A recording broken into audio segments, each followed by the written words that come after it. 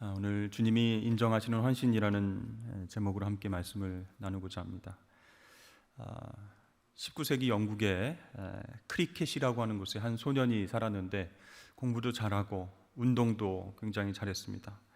그래서 정말 세계적으로 뛰어난 운동 선수로 성장을 한 것이죠. 케임브리지 대학에 들어갔어요. 그래서 자기 인생에 대해서 꿈에 많이 부풀었죠. 하나님 어떻게 나를 사용하실까. 근데 어느 날 드와이트 무디의 설교를 듣게 됐습니다. 하나님 앞에서 내가 계획하고 행했던 모든 것들이 죄였다라는 것을 깨닫고 회심을 했어요. 그리고 나서 자신의 삶을 모두 하나님 앞에 드리겠습니다, 이렇게 헌신을 했어요. 그래서 케임브리지 대학을 졸업한 후에 하나님께서 자신의 전 생애를 원하신다, 이렇게 생각하고 허드슨 테일러의 중국 사역에 동참을 하게 되었습니다. 그렇게 중국에서 선교사 사역을 감당하다가 아버지가 돌아가셨어요. 그런데 아버지가 굉장히 부자였거든요. 거액의 유산이 그에게 상속됐다라는 사실을 알게 되자 어떻게 했을까요? 이제 선교사 그만하고 이제는 좀 편안하게 살아야겠다, 이런 생각했을까요? 그게 아니고 그 모든 유산을 이건 하나님 것이다, 이렇게 인정하고 무디 신학교, 또 고아의 아버지인 조지 밀러의 사역, 구세군 사역에 다 기부를 했어요.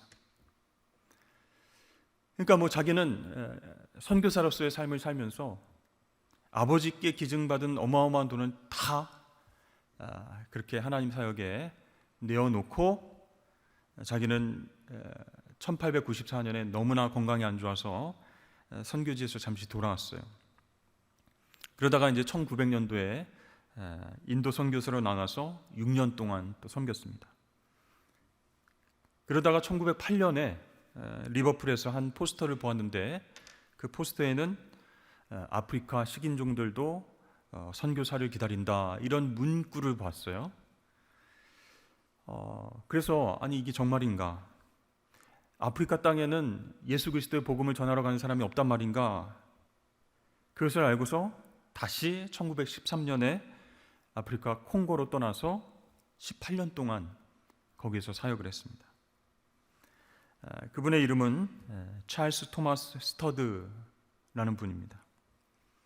이 스터드가 세운 아프리카 심장 선교회라는 선교회가 있는데요, 그것은 1982년에 WEC 웩 국제 선교회로 이름을 바꾸었고 지금도 매우 활발하게 선교 활동을 하고 있습니다. 우리가 작년에 샌더스쿨을 했지 않습니까? 이 샌더스쿨에 주관했던 선교센터가 웩 선교센터입니다.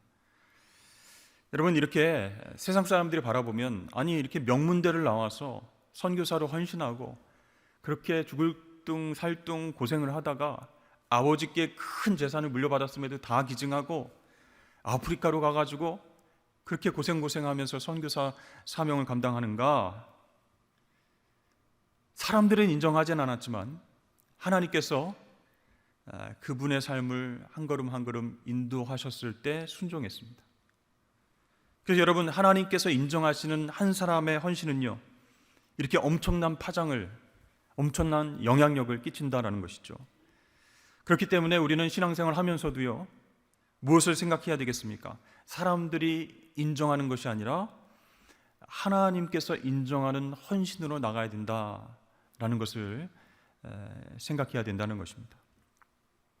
자, 예수님께서 오늘 성전에서 백성들에게 이제 가르치고 계십니다.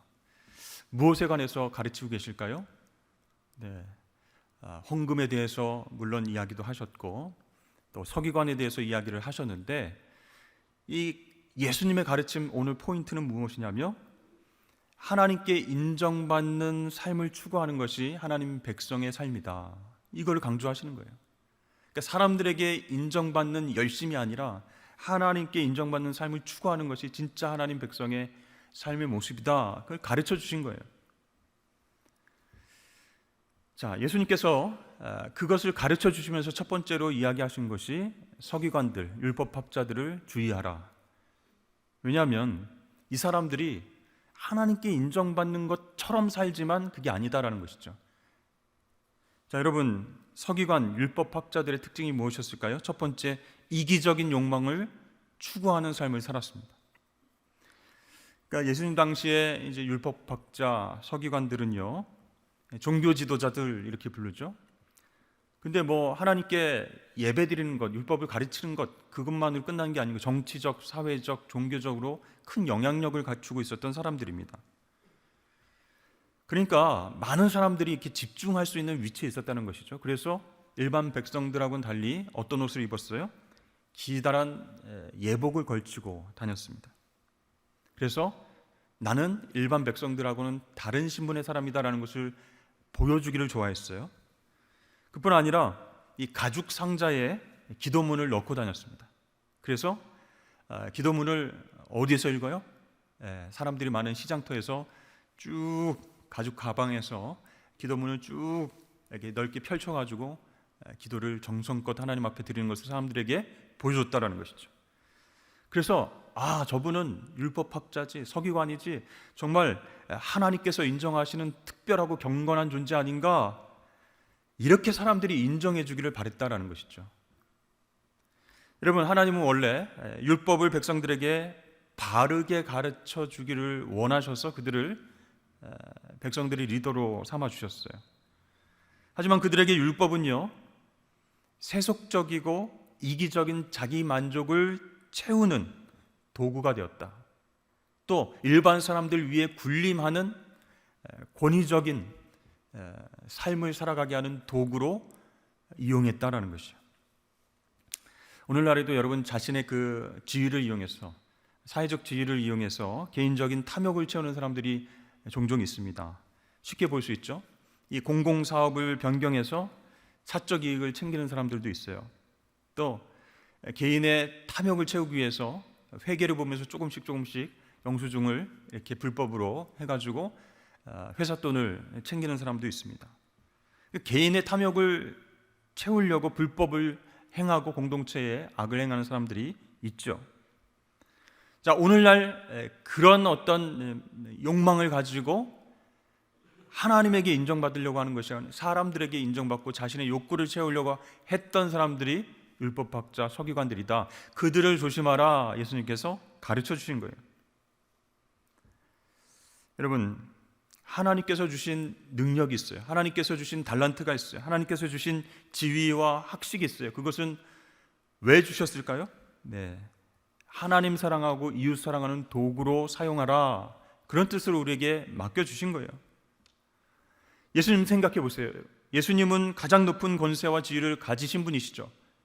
하나님의 아들이시죠. 그럼에도 불구하고 이 땅에 친히 내려오셔서 낮고 낮은 자리에서 우리를 위해서 모든 걸 내어주시고 섬기셨습니다. 그분의 낮아지심과 섬김으로 인해서 우리는 바로 구원을 받을 수 있었습니다. 근데요, 여러분, 율법학자들, 서기관들, 종교 지도자들은 크고 작은 탐욕을 채우기 위해서 하나님의 율법을 이용하고 자신의 지위를 이용하고 살았다라는 것이죠. 그것이 예수님의 가르침과 어긋나는 것이에요. 하나님을 따르는 하나님 백성들의 삶의 태도가 아니다라는 것을 가르쳐 주시기 위해서 예수님께서 율법학자들을 주의하라, 서기관들을 주의하라. 자, 두 번째, 종교 지도자들의 특징이 무엇인가? 사람들에게 보여주기 위한 삶이 그들의 주요한 특징이다 할 수 있습니다. 아까도 잠깐 말씀드렸지만 그들이 착용한 긴 옷자락, 그리고 기도상자, 사람들 눈에 잘 띄었죠. 그래서 사람들이 진짜 경건하신 분들인 것 같다, 이렇게 인정받고 싶어 했어요. 사람들에게 칭송받는 것을 좋아했습니다. 그래서 아이들이 이렇게 오면은 우리 아이를 위해서 기도해 주십시오, 머리를 한번 만져 주십시오, 이런 식으로 사람들에게 칭송받고 인정받는 걸 좋아했어요. 자, 예수님은 제자들에게 이러한 외식을 주의하라, 이렇게 말씀하셨죠. 그냥 정말 진실한 마음이 없고 하나님 사랑하는 그런 어떤 중심적인 모든 것들이 결여된 것도 모르고 겉만 번지르하게 경건한 척하는 그 사람들의 삐뚤어진 신앙을 주님께서는 꿰뚫어 보신 것이죠. 그래서 경계하라 말씀하신 것입니다. 여러분, 사실 신앙의 외적인 요소들이 우리의 마음을 끌 때가 있어요. 그래서 어떤 성경책을 갖고 다니시는가, 이런 것들을 주의 깊게 보는 사람도 있고, 자, 성경은 얼마나 오래돼서 얼마나 많이 읽으셔서 그 성경책이 좀 헤어졌을까, 이런 것을 보는 분들도 많이 계십니다. 또 기도할 때 과연 방언으로 기도하는가, 저 목회자가, 저 집사님이, 저 권사님이 어떤 방언을 하나님 앞에 길게 기도를 하는가, 이런 외적인 요소에 관심을 가지고 보는 사람들이 많이 있어요. 또 우리가 신앙생활하면서 사람들이 알아주는, 또 주목하는 그 봉사에는 정말 열심히 참여하면서도 사람들의 눈에 띄지 않는 그런 곳에는 잘 참여하지 않으려고 하는 그런 속성이 있습니다. 우리의 모습이라는 거예요. 자, 그렇다면 주위 사람들은 어떻게 반응할까요? 성도들은, 일반 성도들은 열심히 섬기고 봉사하는 교회 성도들을 바라보면서 어떻게 평가를 할까요? 야, 진짜 신앙이 좋다. 나는 저렇게 못하는데 정말로 대단하다. 정말 본받을 만하다. 이렇게 평가할 수 있어요. 그러나 아무리 사람들에게 인정과 칭찬을 많이 받는다 할지라도 정작 중요한 것은 하나님의 평가와 인정이다라는 것이에요. 하나님은요, 우리의 겉모습, 겉으로 화려한 부분들, 겉으로 열심히 그렇게 하나님의 일들을 감당하는 모습들, 그것을 보시는 것이 아니고 우리의 마음 중심을 보시는 거예요. 근데 여러분, 사실 우리가 하나님의 일을 감당하면서, 섬기면서, 헌신하면서 사람들이 잘 안 알아주는 일에 열심을 내고 충성하기는 쉽지 않습니다. 그러나 그럴 때마다 이런 생각을 해야 돼요. 우리 마음 가운데 일어난 생각과 우리의 일거수일투족을 다 보고 계시고 헤아리시는 그 하나님 앞에서 내가 진실되게 해야지. 사람들이 보지 않더라도, 사람들이 인정하지 않더라도 하나님 보고 계시니까 신실하게 해야지 라고 마음 먹고 섬길 때 하나님께서 그 모습을 기뻐하실 줄로 믿습니다. 그리고 사람들이 아니라 하나님이 보상해 주시는 거예요. 사람들이 인정하지 않아서 내가 좀 서운하고 섭섭할 때도 있어요. 내가 지금까지 이렇게 열심히 했는데, 그러나 그것보다는 하나님이 인정해 주시면 되지 하고 툭툭 털어버리면서 하나님 앞에서 최선을 다할 때 하나님이 보상을 해주신다는 거예요. 여러분, 서기관과 율법학자들이 예수님께 책망받았던 이유는 무엇입니까? 자신들의 그 당시 지위와 학식을 이용해서 물질에 대한 탐욕을 채우는 것이요, 그리고 하나님께 인정받는 것이 아니고 사람들의 칭송을 받기를 위해서 열심히 노력하는 것이요, 그랬기 때문에 예수님께서 그 모습을 보시고 책망을 하셨던 것입니다. 여러분, 하나님께서 우리에게 주신 재능과 지위와 모든 것들은 하나님과 사람들을 섬기는 도구로 사용하실 수 있기를 주의 이름 축복합니다. 사람들이 별로 알아주지 않아도 하나님이 인정해 주시면 된다라고 하는 그 신앙의 마음으로 살아가실 수 있기를 바랍니다. 자, 예수님께서 사람들 앞에서 이제 가르쳐 주셨죠. 이제 서기관과 율법학자들하고는 다른 하나님께 인정받는 삶이 무엇인지에 대해서 가르쳐 주십니다. 그 당시 사람들의 편견과 또 관점을 바로잡아 주시는 일을 하셨어요. 오늘 말씀해 보니까 그리스도가 누구신가에 대해서 잘 모르는 것 같더라고요. 그래서 예수님께서 그리스도를 다윗의 혈통을 잇는 자로만 생각하느냐, 그게 아니다 라는 것을 시편 말씀을 인용하면서 말씀하시는 거예요. 자, 다윗의 혈통, 다윗의 족보로 태어나신 예수님만 생각하는데, 그리스도를 생각하는데, 이 그리스도는 다윗이 주여라고 부르지 않았느냐, 왜 그렇게 되는 것이냐, 이렇게 질문을 하셨어요. 그러니까 육신의 혈통으로만 바라보지 말고 그리스도를 하나님의 아들이라는 존재로 바라보기를 요구를 하신 거예요. 그러니까 예수님은 육신의 혈통으로는 다윗의 후손이시지만 동시에 신적 권위를 가진 하나님의 아들이시다. 그것을 너희들이 바로 깨달아야 된다라고 가르쳐 주시는 것이죠. 예수님이 누구신지를 아는 것, 그것이 바로 신앙의 출발이고요. 하나님께 인정받는 헌신을 할 수 있는 기본 자세가 된다라는 것이에요. 자, 예수님께서 다윗의 시편을 인용해서 그리스도에 대한 정체성에 대해서 설명을 해줄 때 사람들이 즐겁게 들었다 이렇게 나와 있죠. 그동안 사람들은 율법학자하고 서기관들의 말씀을 들었어요. 말씀 외적인 전통만을 고집하면서 그것이 진리인 양 강요를 했습니다. 그런 가르침에 너무 지쳐 있었어요. 그러다 예수님께서 진실한 가르침을 외치시는 거예요. 그러니까 듣는 것이 너무 즐거운 거예요. 예수님 오늘 어떤 말씀을 하실까? 어떤 쉬운 비유를 통해서 하나님 나라를 설명해 주실까? 이 진리를 굉장히 쉽고 재미있게 설명해 주실까? 기대하는 마음으로 주님 앞에 나왔다라는 것이죠. 자, 예수님은 사람들에게 직접적으로 이렇게 말씀하셨어요. 서기관들을 삼가라. 서기관들을 조심해라. 40절 한번 띄워주시죠. 네. 그들은 과부의 가산을 삼키며 외식으로 길게 기도하는 자니 그 받는 판결이 더욱 중하리라 하시니라 그랬습니다. 그러니까 그들의 실체를 모르고 가까이 지내면 영향을 받게 된다는 거예요. 그들의 삶을 부러워하거나 그의 삶을 배우려고 노력한다면 그 사람과 똑같이 행하게 된다는 것이요. 과부의 가산을 삼키고 외식으로 길게 기도하면서 하나님의 심판의 길로 나아가고 있다는 것입니다. 그래서 그들을 삼가야 되고 그들의 행위를 본받지 말아야 된다. 여러분, 서기관들이요, 율법학자들이요, 율법을 가르치고 하나님 말씀대로 살아야 될 것을 보여줘야 되는 사람들인데 그런 바른 가르침을 주지 못했기 때문에 더 큰 심판을 받게 되는 것입니다. 그러면서 예수님은 헌금에 대해서도 말씀을 해주셨어요. 풍성한 중에서 헌금하는 사람, 또 두 렙돈을 드리는 과부, 그 모습을 가만히 이렇게 관찰하면서 보셨습니다. 그러면서 과부가 더 많이 헌금했다 이렇게 말씀하셨습니다. 아닌데 부자들이 막 동전을 두두두두 이렇게 헌금함에 떨어뜨리는데 예수님께서 무슨 말씀이시지? 과부는 두 렙돈을 넣는 것을 우리가 봤는데 왜 더 많이 하셨다고 했을까? 여러분, 렙돈은요 헬라에서 통용되는 가장 작은 단위의 동전입니다.